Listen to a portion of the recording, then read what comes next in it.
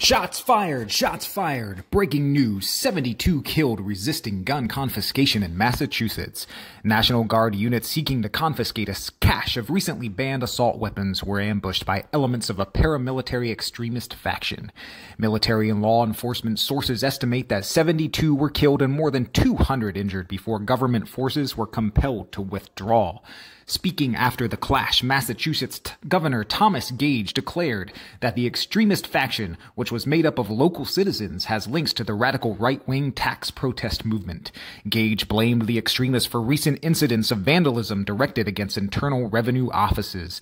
The governor, who described the group's organizers as criminals, issued an executive order authorizing the summary of arrest of any individual who has interfered with the government's efforts to secure law and order.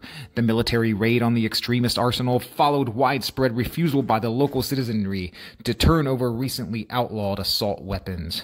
Gage issued a ban on military-style assault weapons and ammunition earlier in the week.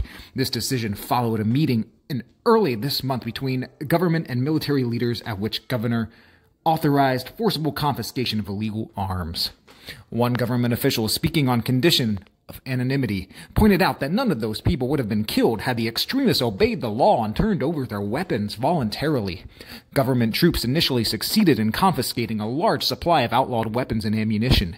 However, troops attempting to seize arms and ammunition in Lexington met with resistance from heavily armed extremists who had been tipped off regarding the government's plans. During a tense standoff in Lexington Town Park, National Guard Colonel Francis Smith, commander of the government operation, ordered the armed group to surrender and return to their homes. The impasse was broken by a single shot, which was reportedly fired by one of the right-wing extremists. 8 civilians were killed in the ensuing exchange. Ironically, the local citizenry blamed government forces rather than the extremists for the civilian deaths. But before order could be restored, armed citizens from surrounding areas had descended upon the guard units. Colonel Smith, finding his forces overmatched by the armed mob, ordered a retreat. Governor Gage has called upon citizens to support the State National Joint Task Force in its efforts to restore law and order. The governor also demanded the surrender of those responsible for planning and leading the attack against the government troops. Samuel Adams, Paul Revere, and John Hancock, who have been identified as ringleaders of the extremist faction, remain at large.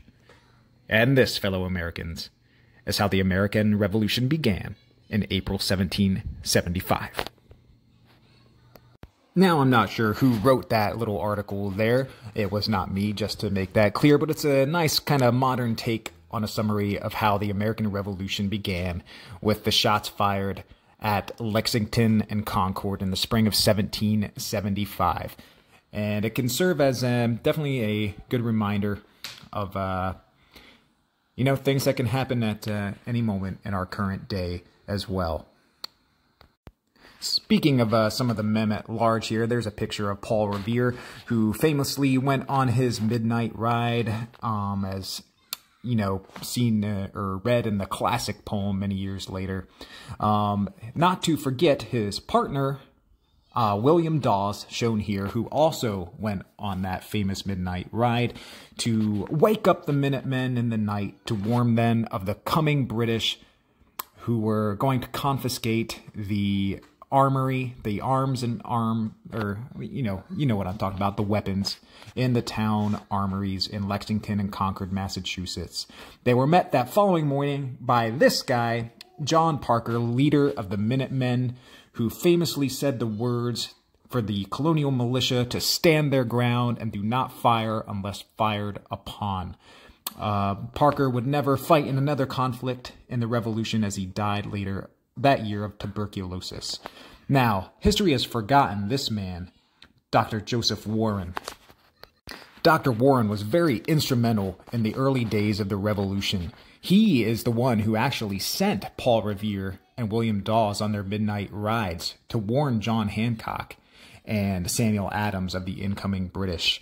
Dr. Warren was quite radical at the time, and gave several great speeches about as an oration of the Boston Massacre, which happened a few years earlier to this event described here.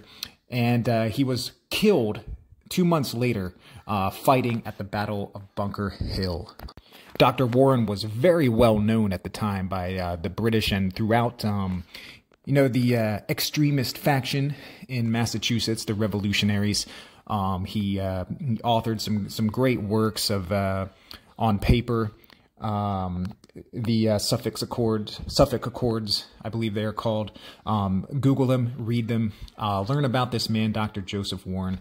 He is a true patriot and often forgotten by modern history since he met a quite grisly early death at the Battle of Bunker Hill. He was one of the last patriots there, defending the hill against the British. Look him up, Dr. Joseph Warren.